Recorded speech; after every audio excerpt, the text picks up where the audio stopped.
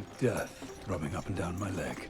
At the castle, Sumitaka are telling their story to Alucard. They shouldn't have, in part because they already did, so this scene largely plays out like they have amnesia and are introducing themselves to him again to ask for help again, but primarily because it's really dumb. The Mist Vampire had a singular fortress where all her forces and slaves lived in. The slaves were made into members of her honor guard and told to allow vampire hunters into the building so she could fight them, because she thought that was funny. Sumitaka started her fight to attempt revenge later down the line, but then Dracula summoned her, which gave them the opportunity to free the other slaves by stealthily killing all of the vampires in the building. Once free, they came here to learn vampire hunting, so they can better defend Japan. We need a friend, Alucard. So basically, what we establish here is that she lived in a largely wooden castle that could easily be burned during the day for maximum damage. We imply, surprisingly, that she trains her own slaves, evidenced by the fact that Sumitaka were given to her as children and became members of her personal guard. She allowed them to see all of her moves and abilities because there is no way a human can train to defeat a vampire, as it was clearly never done before. And that there was recently a Belmont there. Nani? Sumitaka escaped and killed her entire military because vampires only have enhanced hearing when the plot wants them to. Then they ran away with the other slaves, but instead of bringing them all here to learn with Alucard, they just left them there, because these two will totally be enough to free the entirety of Nihon. Mist vampires really fucking stupid, and so are they.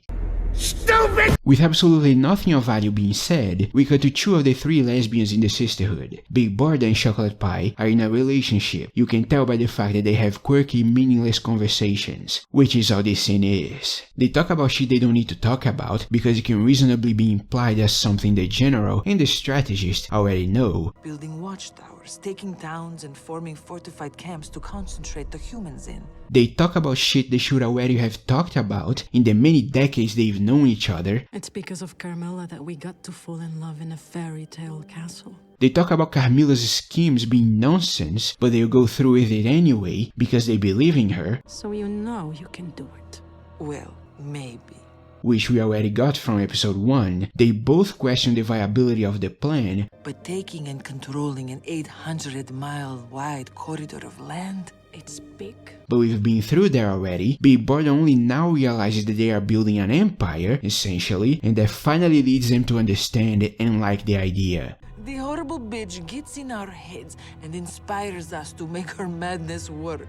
Which we already have done. It is all completely pointless.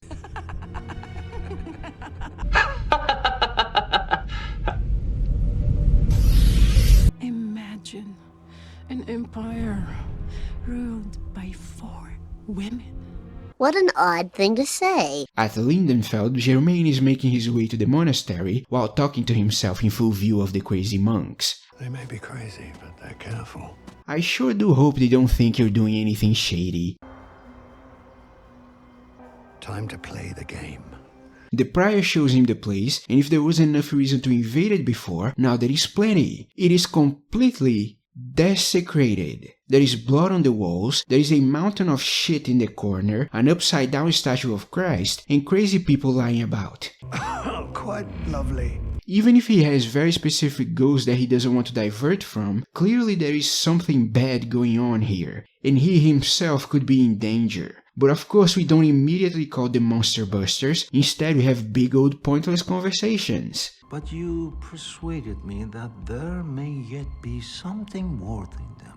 In summation, the demon came here, slashed the statue, specifically in the face, and it landed upside down, because being a demon's not edgy enough. Then it imparted knowledge onto them without imparting meaning, evidenced by the fact that it gave them the symbol they use in the armband, yet they didn't know it was the alchemical sign for sulfur, commonly used to refer to hell. Then with what little they got, the monks arrived at the conclusion that hell is also holy, in a way. And then they stayed here, working on something of some kind. That is totally not a demon, trust me. Much work goes on elsewhere, and I would not have it disturbed. What an odd thing to say. Almost nothing in this scene has any impact on anything. Like I said, Germaine should have been here way before the beginning of the show. The situation is as dire as it already was, and our power couple should be investigating them already. The only thing of note is the alchemical symbol, only because it's fucking stupid. After a close encounter with an alien demon, the monks went out of their way to craft and spread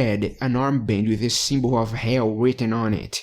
We were the mark of hell? Yes. Oh gee, I sure do hope other people who should be less inclined to ignore their antics don't know what that symbol means. That would be a problem, wouldn't it? Speak of the devil, Germaine begins his work while Trevor and Cypher are sneaking around the monastery. While at it, they have some pointless conversation about Trevor acting like a thief. It is pointless because she knows Trevor has been on his own and in danger since he was a kid, so acting like that is strange or a problem doesn't help her intelligence, which seems to be waning as time goes on. Just as she weighs the possibility of talking to the crazy people, they get caught. Cypher tries to play the naive visitor, but the monk interjects, saying there is only one visitor. There was only one visitor. Okay. Is he mentally stunted? Why would you mention that? Why haven't you been told of their arrival? Or the fact that they were talking to the judge earlier? If you did, this situation would be even more suspicious. There was only one. Stupid! Cypher tries again, but stops when she recognizes the symbol in their armbands. Your armband? Oh no, who could have seen that coming? She says she didn't notice before because she didn't take a good look at it, back when she had plenty of time to do so with minimal attentiveness. She's supposed to be a prolific monster hunter. Being perceptive is part of the job. Both her and Trevor saw the monks as a problem in their first meeting, but she didn't notice the very visible, very noticeable green armbands. Sure, I don't believe you. Just as she recognizes the symbol, the guy interjects and tells them to leave. But he also tells them the monks protect this place. From what? Prying eyes. Anyone who tries to interfere, anyone who gets in the way of the work. They are prying. They have reason to interfere and you don't need to say any of that. Cypher questions his knowledge on the symbol they are wearing as more monks arrive, and Big Guy tells her the visitor gave it to them. She then questions the work he mentioned, and at that point the monk has enough of her questions. To keep the peace, he gives them a chance to leave, willingly. He accepts that they are new here, so they don't know the rules. You're supposed to leave the monks alone. We have work to do. What an odd thing to say. She relents and they leave, but not before she announces the fact that as a speaker, she knows they have knives, and that, coupled with them wearing the magic symbol for hell, points to them doing something shady. I see you. She did that because confident people are careful, but nervous people make mistakes. I'd rather they were nervous than happy in their work. That is not a universal truth. Nervous people also become more careful. You stupid. They meet the judge on the way out, and he correctly points out the fact that they did nothing he couldn't have done himself, only for Cypher to tell him the place stinks of magic. She can tell something bad is happening there, meaning the gamble of announcing herself to them is completely pointless. She already has everything she needs, which was only possible through the absolute mental deficiency of a single monk who just so happened to be patrolling today, so the show having her acting smug as if she accomplished anything really ticks me off.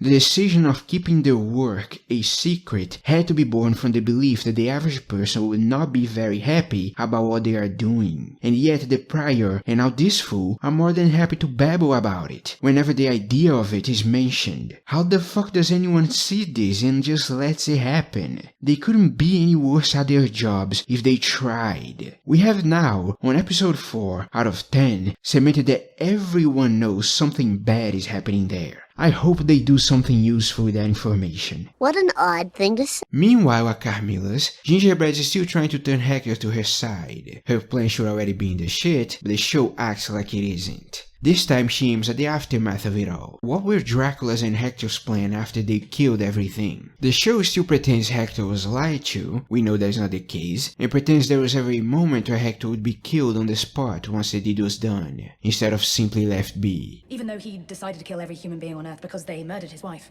I'm sure you would have been the only survivor of the human race. Because why would Dracula kill him? He would die eventually anyway. Just to keep the peace between squabbling creatures who will starve and die before the end of the year anyway. Gingerbread sells her cake as being better because they want to do Hector's plan, while treating him fairly, practically turning this relationship into a business transaction. He shouldn't believe her in any measure, and yet she seems to be making progress. Oh, so now you're a fucking aristocrat. Stupid. After this, Isaac is being dropped off at his destination, having made friends with the captain, which restored his faith in humanity a bit. Then he is immediately approached by the town's guard, because of course he would be. And the thing that happened the first time we saw him this season happens again. He kills a bunch of innocent people under the false belief that he's in the right, or has any rights for that matter. Even without knowing his part in the massacred Dracula rot, which he also tells them, believing that is more reason to at least decapitate him, he is walking with demons inside a town he has no reason to believe has ever dealt with the likes of him before. Yet he doesn't take any measures to avoid violence, like leaving the ship before arriving at the port, like using his more powerful monsters to restrain the guards. He's told by the leader of those men that they know what has happened in Wallachia, and are therefore responding as they should to demons entering their town, and he still gets angry at them. I cannot believe this is happening again.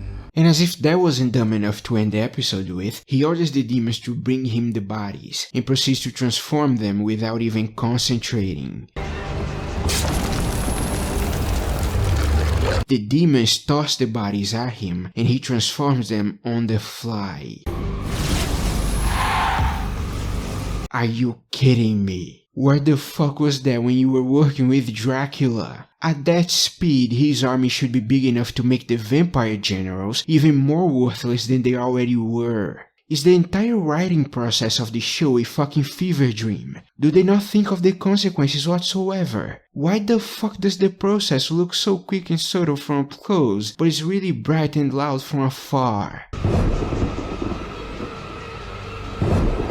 Just like when he changed the slavers, when he had to concentrate.